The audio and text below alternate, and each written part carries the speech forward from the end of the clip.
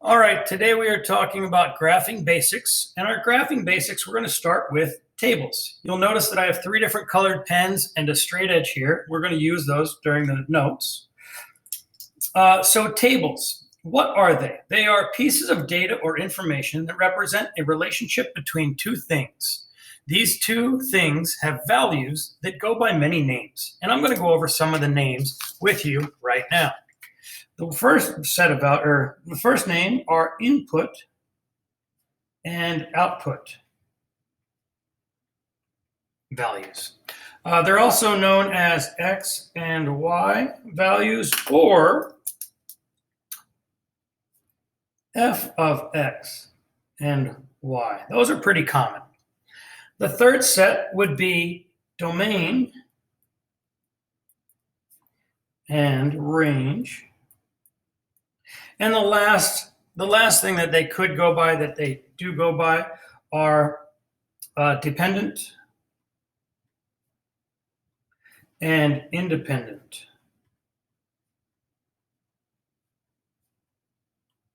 variables. And again, the reason why we're starting with tables is because they can do so many different things. You can do so many different things with tables. And here are just a few. What can be done with tables? Well, you can plot points, and those are also called solutions. You can also graph lines using these solutions or points. Again, solutions and points are repetitive. You can write equations using the information. You can also determine patterns or see patterns. You can predict when things are going to happen. You can also determine the slope, which is a pattern. It's also known as the rate of change. And you can find the X and Y intercepts, so find key characteristics of the graph. So let's look down here, and we've got 4 different tables. We'll label them Table A, Table B, Table C, and Table D. If you'll notice, we have 2 vertical tables here, one that has an X and then a Y. In the second one, it has an F of X and a Y. Now these are, you can replace them with each other. One is talking about a function of X, one is just talking about the X values. And you have your points, right? So this point right here is 0, positive 5. And then so on and so forth. 1, 3, 2, 1, 3, negative 1. Same thing with this. In the horizontal tables over here, these get a little bit trickier because we're not used to seeing them too often, but they go vertically. So in this one, our point would be 1, negative 1.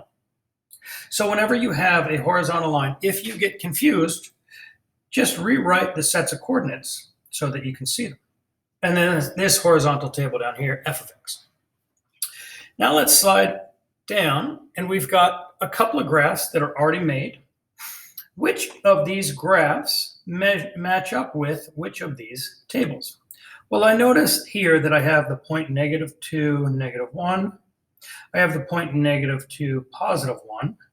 I have the point -2, 3, and -2. Put this over here so we can see it, 4. And if I look at these tables, the X value is -2, so this has to be Table B. And that's what Table B looks like when it's graphed.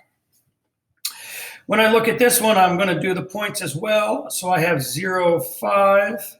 And what we can really do is we can just look. Which one has 0, 5? Well, D doesn't, C doesn't, but A does. And then let's see. We have 3, 1. We have 2, excuse me. We have 1, 3, not 3, 1, 1, 3. We have 2, 1, and we have 3, -1. And you'll notice that these all match up with Table A. Now, if we were to graph some, Let's try, let's look and let's graph. So in this one, we have the point 1, -1. So we'll do C here, and then we'll finish off with D over here. In C, we have 1, -1. We have 2, +2, 1. We have +3, +3. And we have +4, +5. You could take your straight edge and we'll keep the same colors going. Take your straight edge and match those up. They should be in a straight line. There you go. And that's what C looks like. Now what I want you to do is I want you to plot the table D down here in this box. Okay, so those are our graphing basics. They allow you to do a lot of different things. Here are some of the many things.